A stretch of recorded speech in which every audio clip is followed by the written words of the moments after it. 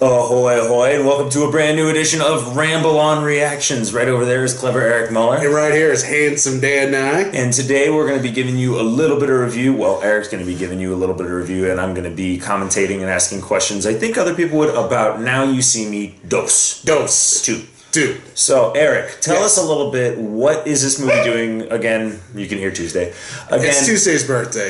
Birthday, so he's going to be featured in in our reaction and in our ramble. So, tell us a little bit about Now You See Me 2. Like, what happened in the first one? Is it super relevant? What happens roughly in the second one? Well, the second one pretty much picks up where the first one left off. The horsemen are on the run, and then they come back to do their avenging of evil corporations, because that's what the eye does. They use magic to convince people that people are bad. Okay. And then they get found out for what they are. You know, they're criminals, frankly, because they've been on the run. And then they get recruited by Daniel Radcliffe, who plays the villain in this, and he is fantastic as the villain. Cool. I just wish they gave us more character to do outside just being an evil businessman. I was like hoping he'd be like an evil magician. He's like stern that he's not involved in the Horsemen, so he's out to get vengeance against him. Like, I'm going to turn you into what you hate the most.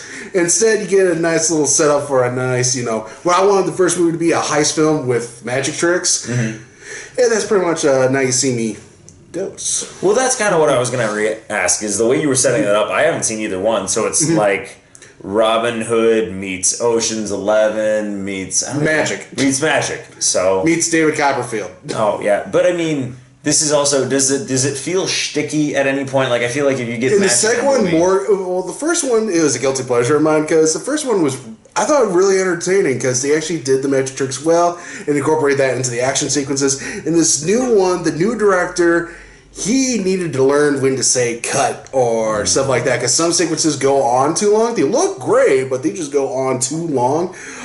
And then also the other downfalls, there's some character issues. Like I said, Daniel Radcliffe, he was good as a villain, but I just wish they would have done more with it. And also they introduced Woody Harrelson's twin brother.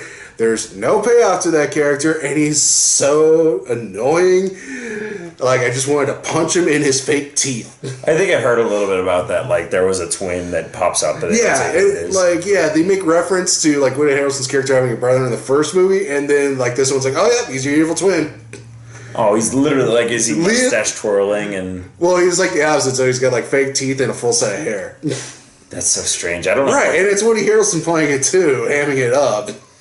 That sounds ridiculous. So, is there anything, like, aside from Daniel Radcliffe, like, super pluses, super minuses? Oh, yeah, Mark Ruffalo is fantastic in this. Like, he's the main part of this movie. He do a good job continuing his character story, and like his character and his action's great. Like, he has one really cool action sequence. Again, it was a little bit too long for my liking, but he was still really good in it. Izzy Kaplan replaces Isla Fisher in this one, and her character's, I like her. I also like Lizzie Kaplan in this. Lizzie, yeah, Lizzie Kaplan, and the rest of the cast is good. And the third act is really good. There's some good setups. Again, like I said, the main issue I had with the story is just they needed to find a way to cut some things down. Alright, so what would you rate this movie? I give it a solid C. A solid C. It's worth seeing, especially if it's like on Netflix or something like that. It's worth checking out. And if you haven't checked out the first one, I really recommend that one. That is like guilty pleasure of mine. I'll admit I really had a lot of fun with the first one. Well, I might have to go see those too. What would you like, if you're thinking about like previous magic movies, what would you say, like thinking about like The Prestige, or like not nearly as well polished as that kind of movie? I was going to say, yeah, nowhere near as polished as The Prestige. Maybe The Illusionist with Ed Norton and Paul Giamatti and Jessica Biel, kids. Yes, Jessica Biel doing her Mrs. best. Timberlake used to have a job, kids. Her best contemporary, like, Italian accent. I don't even know. Wasn't that set in Italy or something? It was weird. That movie was really messy. And it came out right around the same time as The Prestige. Anyway, I feel like we just go through patches where it's like, oh, this is kind of trendy, and we're going to see a little bit of it. So, but solid movie, you said. Yeah, like I said, it was what I wanted the first movie to be, because I loved the idea of magicians pulling off a heist, and you actually got that in this one. But it was just, again, some action sequences just went a little bit too long. Some characters were unneeded. Woody Harrelson's brother.